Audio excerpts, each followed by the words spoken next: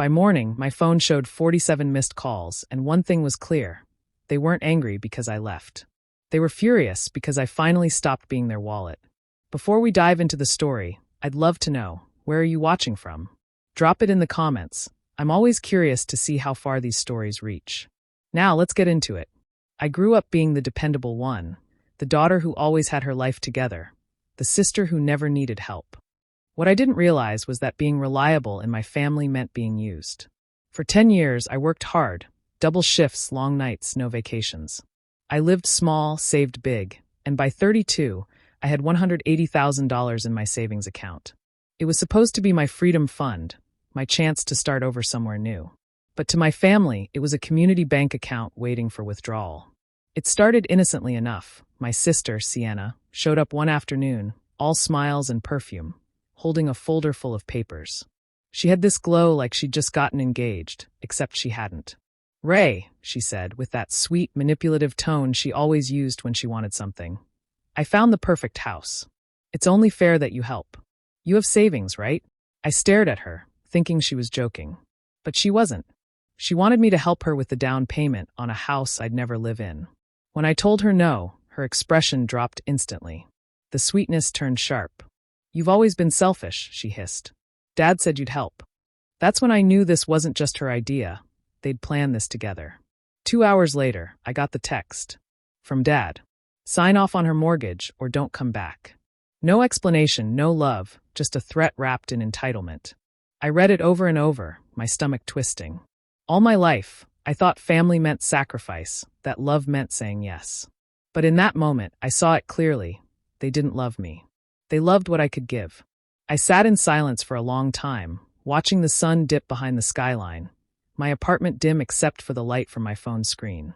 I could almost hear my father's voice in my head, disappointed but certain I'd give in. I always did. Until that night. I opened my laptop, logged into my travel app, and bought a one-way ticket to Lisbon. It felt impulsive, reckless, but freeing.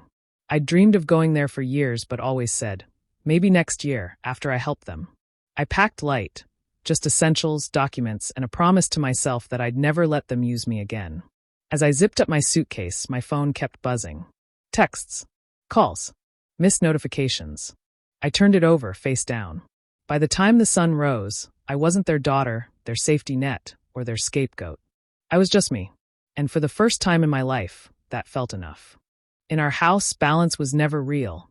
It was always tilted in one direction. Sienna lived in sunlight, and I stayed in her shadow. When she wanted dance lessons, Dad wrote the check. When she begged for a trip to Paris with her friends, Mom called it a life experience. If I needed money for textbooks, I worked double shifts and told myself it built character. Dad's favorite line became a family rule. Sienna just needs a little push. You're the strong one. He said it whenever she failed, cried, or wanted something she hadn't earned. I learned early that being the strong one meant no one came to my rescue. It wasn't a compliment, it was an excuse. Sienna's life was a series of soft landings. Mine was a collection of scraped knees I had to patch alone. When her car got totaled, they replaced it in days. When mine broke down, Dad tossed me a set of tools and said, "You're good with numbers, you'll figure it out." I did, but the message stung more than the grease under my nails. Years passed, and the pattern didn't fade, it evolved. I built a steady career in accounting, a life defined by discipline and reliability. They called it safe, never successful. But when Sienna opened a clothing line that lasted half a year, they threw a celebration. When she maxed out her credit cards chasing her dream, they called her brave. My quiet wins didn't count. Her loud failures were treated like heroics. It's strange how love can sound like comparison when it's repeated enough. I kept waiting for them to see me, not for what I provided, but for who I was. It never happened. Every holiday, every family dinner, Sienna's stories filled the air, and my updates were treated like background noise. Mom would smile and say, "You've always been the reliable one, Ray." Reliable. That word stuck like a label I couldn't peel off. And when things went wrong, because they always did, it was my number they called. When Dad's business hit a rough patch, I wired money. When Mom's medical bills came up short, I covered them. When Sienna accidentally overdrafted her account, I transferred funds without question. Not once did anyone pay me back. Not once did anyone even offer. The money wasn't the hardest part, it was the silence afterward. No gratitude, no acknowledgement, just the assumption that I'd do it again. Each favor blurred into the next until I couldn't tell where their dependence ended and my exhaustion began. Some nights, I'd sit staring at my bank app, watching the numbers shrink, and feel that quiet ache of knowing I wasn't family. I was their fallback plan. They praised Sienna for chasing dreams, but no one ever asked what mine were. I carried the weight of all their mistakes, held together by duty, and convinced myself it was love. It took me far too long to realize it wasn't. Sienna burst through my apartment door without knocking, her heels clicking against the floor like gunshots. She was clutching a stack of papers, her face bright with that fake enthusiasm she always used when she wanted something. "Guess what?" she said, dropping the folder onto my coffee table. "I got pre-approved for my dream house. All I need is your signature and a little help with the down payment." I blinked, trying to process what she was saying. "What does that have to do with me?" I asked carefully. She laughed, like it was the most ridiculous question in the world. "You've got savings, Ray. You've been sitting on that money for years. I just need 40 grand, half. You can easily afford that." Her tone wasn't a request. It was an expectation.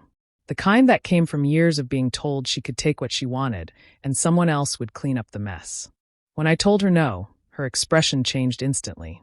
The sweetness vanished, replaced by that cutting glare she'd perfected since childhood. "You've always been selfish," she snapped. "You're just hoarding money while your own family struggles. Dad said you'd help. He promised you would." Something inside me twisted. He promised? My own father had told her she could count on me before even asking. It wasn't just entitlement, it was assumption. My savings weren't seen as mine anymore. They were part of the family's collective pool, open for use without permission.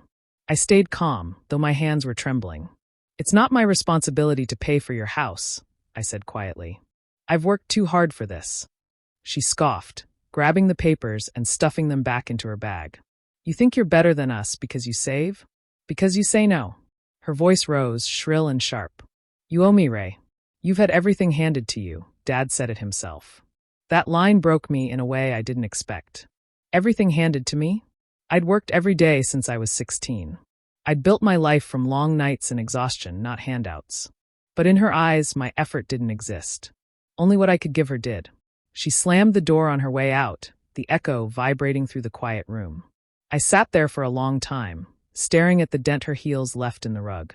My heart was pounding, not from anger, but from realization. A few hours later, my phone buzzed. Dad's name lit up the screen with a short message. "Sign off on the mortgage or don't come home again." No greeting, no warmth. Just a demand. I read it 3 times, each word heavier than the last. For years, I'd told myself they cared in their own way. But in that moment, the truth was undeniable. They didn't see me as a daughter, they saw me as a resource. The betrayal burned quietly. It wasn't a sudden heartbreak. It was the slow recognition that the people who raised me never respected my boundaries. My money, my time, my choices, they all belonged to them. And for the first time, I felt something I hadn't before, finality. The line had been crossed, and I couldn't go back. The apartment felt heavier than usual that night, like the air itself carried judgment. I sat on the edge of my bed, the suitcase still unzipped beside me, clothes folded neatly but untouched. I couldn't focus on packing. My mind replayed every word from earlier, the accusations, the message from Dad, the look in Sienna's eyes when she said I owed her. It wasn't anger anymore. It was exhaustion so deep it felt like gravity. The quiet stretched on, only broken by the faint hum of the refrigerator. I tried to distract myself by checking my emails, but my eyes landed on the banking app instead. Something inside me whispered to look. I opened it out of habit, scrolling through accounts I hadn't touched in months. Then I froze. One of the older savings accounts, the one I opened years ago when Sienna and I briefly shared a lease, still had her listed as a secondary contact. It was such a small detail, something I'd completely forgotten. But the realization hit like a cold wave. Her name meant access. She couldn't withdraw, but she could request transfers, accidentally move things around, or claim confusion. I stared at that small text on the screen, her name printed right under mine, and a deep chill spread through me. It wasn't about the money anymore. It was about the fact that she could still reach into parts of my life I thought were mine alone. That she'd always had a way in, even when I thought I'd built walls high enough. I leaned back, eyes burning, letting the truth settle. This wasn't new. It had always been control disguised as care, dependence wrapped in family loyalty. Every favor, every guilt trip, every "you're the strong one" had been another thread tying me down. They never stopped taking because I never stopped letting them. I opened my laptop, heart steadying with each click. I pulled up my financial accounts one by one, scanning every line, every old link, every connected contact. For the first time, I saw my life in data, where they could reach me, what they could touch, what still bound me to them. I didn't cry. I didn't even shake. It was a quiet realization, like watching something crumble that was never real to begin with. As the night deepened, I made my decision. I wasn't just going to move my money. I was going to move myself, physically, emotionally, entirely. I wasn't running away. I was cutting the last thread that kept me in their reach.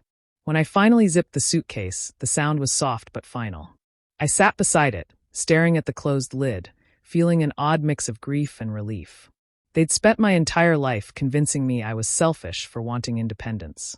Maybe they were right. Maybe I was selfish. But for the first time, that didn't feel like something to fix. It felt like freedom. Ray stands at the kiosk, backpack slung over her shoulder, eyes fixed on the glowing screen that reads one way to Lisbon. Her hands tremble slightly as she enters her card details, the confirmation screen blinking back at her. Payment successful. No messages. No calls. No warnings. Just the low hum of the terminal and the hollow thud of her heart. She sits on a bench, opening her laptop. One by one, she transfers every cent she owns into new accounts under her name only. Each click feels like cutting a string. Quiet, final, necessary. She closes every old tab that ties her to them. Her old bank login still shows Sienna, secondary contact. Ray removes it, breathing slow and steady. Then she locks all her cards, screenshotting everything, emailing herself the documents she might need to start over. Passports. Tax forms. Identity. Freedom papers. The clock hits 4:10 a.m. boarding soon. She takes a long breath and stares out through the glass. Planes lined up like lifelines. She's leaving the version of herself that always asked permission. The seatbelt light flickers on. Engines roar. As the plane ascends, the ground shrinks beneath her, a life she's no longer chained to. Her phone buzzes violently on the tray table. Dad. Sign off on her mortgage or don't come back. Ray stares at the message, expression unreadable. Then, with a soft exhale, she presses power off. The screen fades to black. Outside the window, clouds gather and break apart. Ray lets her head fall back, whispering just loud enough for herself to hear. I'm not coming back anyway. She closes her eyes. The hum of the engines becomes a lullaby for a life reborn in silence and courage. The city glows faintly beyond the window, but Ray doesn't look up. The only light in the room comes from her laptop screen. Her fingers move with quiet precision, deliberate, controlled, unshaking. One tab after another. Old joint savings, close account. Family emergency fund, remove secondary access. Insurance contact, update to self only. Each confirmation chime sounds like metal snapping. She scrolls down the list of every trace Sienna ever had in her finances. Years of shared trust, turned into silent liability. Ray deletes her sister's name, her father's authorization, even the contact email that once tied them all together. The clock on the wall ticks toward midnight. She exhales, a slow breath that trembles only at the edges. Final tab. Final click. Account terminated. Ray leans back, letting the chair creak beneath her. Her reflection stares back from the dark window. Someone who finally stopped asking for permission to protect herself. The room stays still until the phone begins to vibrate. Once. Twice. Then endlessly. Missed calls, 47. Messages. You can't just cut us out like this. Then, please Ray, talk to us. Then, finally, we didn't mean it that way. Her thumb hovers over the screen. For a long moment, she just watches the notifications pile up, one over another, a tower of noise from a world she left behind. Then she flips the phone face down. The room falls silent again, no pleading voices, no guilt, no control. Ray closes the laptop gently, whispering to herself, almost like a vow. No access. No leverage. No more. The next morning, Ray wakes to the faint hum of the city beyond her window, the sunlight slipping across the sheets. Her phone lies face down on the nightstand, still buzzing now and then with unread messages that she no longer feels compelled to open. She knows what they say before she even looks. The same rhythm of guilt wrapped in affection, of control disguised as love. When she finally checks her inbox, the first email blinks from her mother.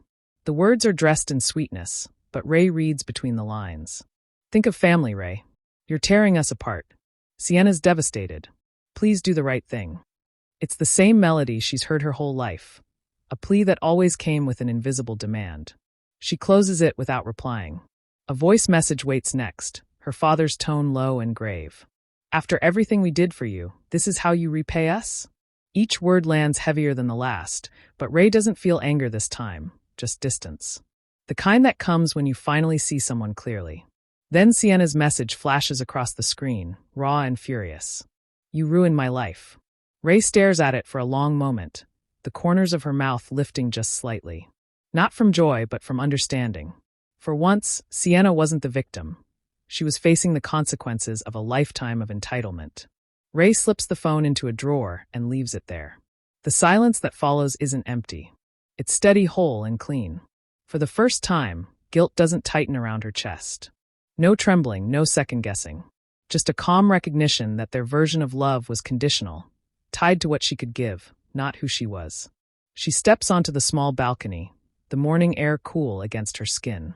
Somewhere in the street below, people laugh over breakfast, clinking cups and speaking in languages she doesn't understand.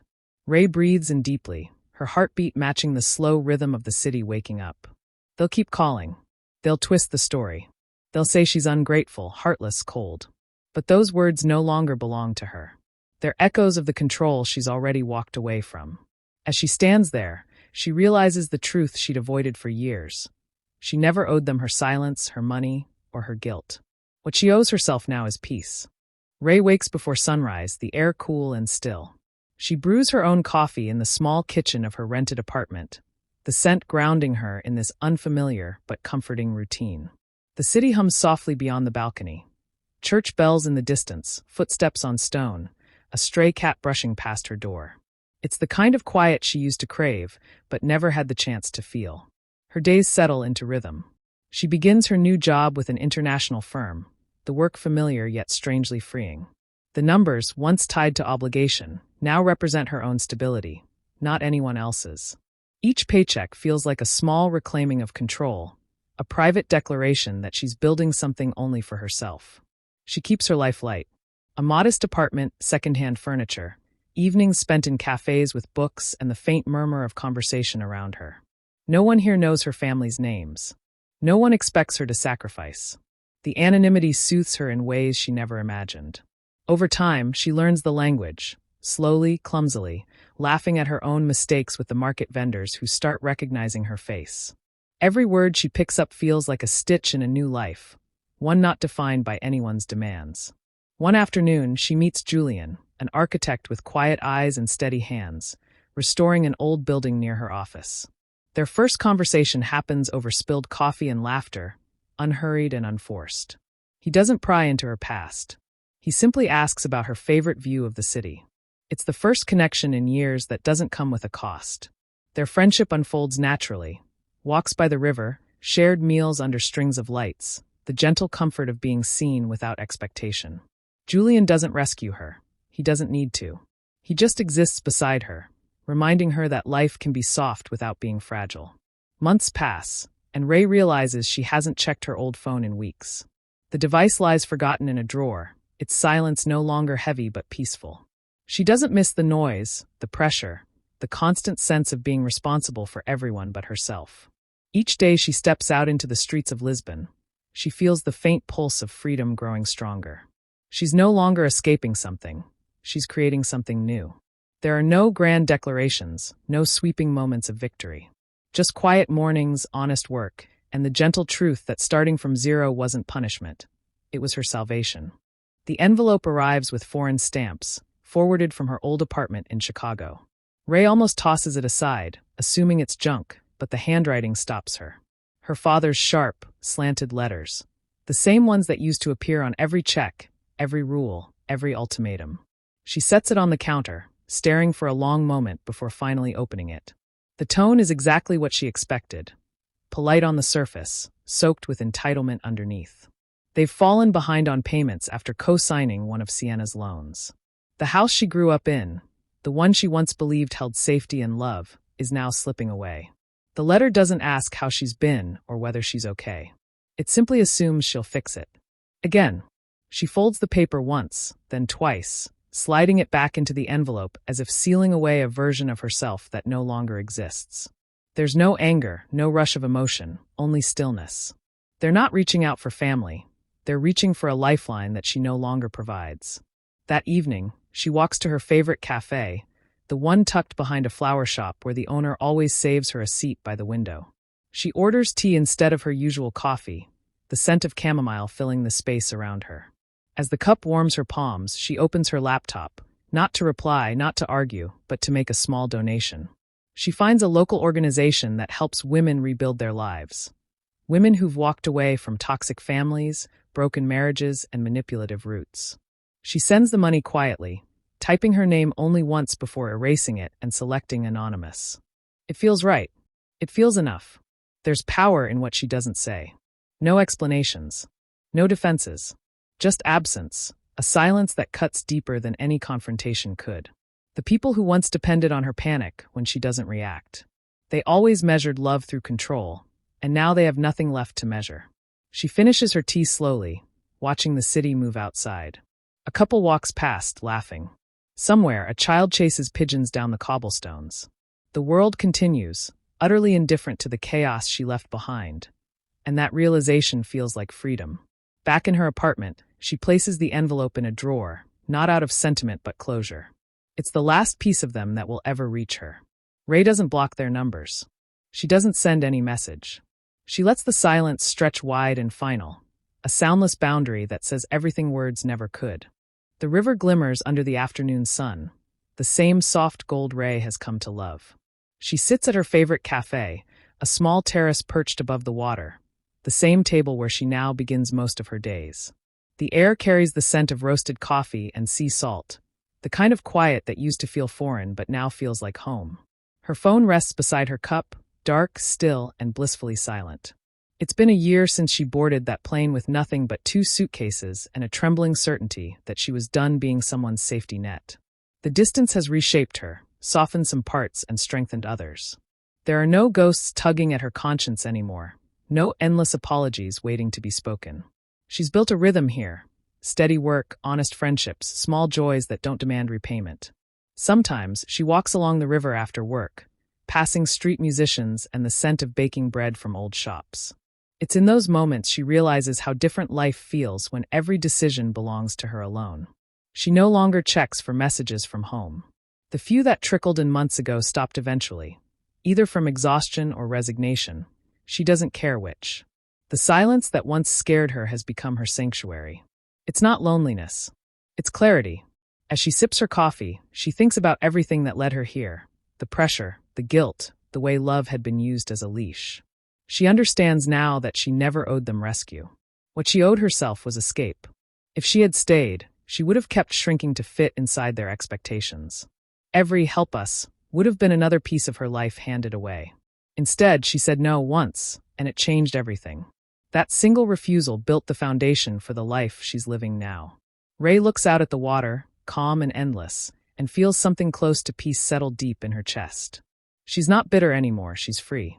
The money she saved, the independence she fought for, they're symbols of more than survival.